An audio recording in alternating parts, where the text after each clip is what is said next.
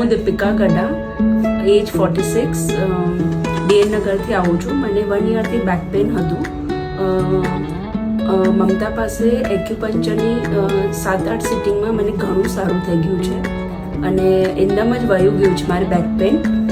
Thank you for Mamata.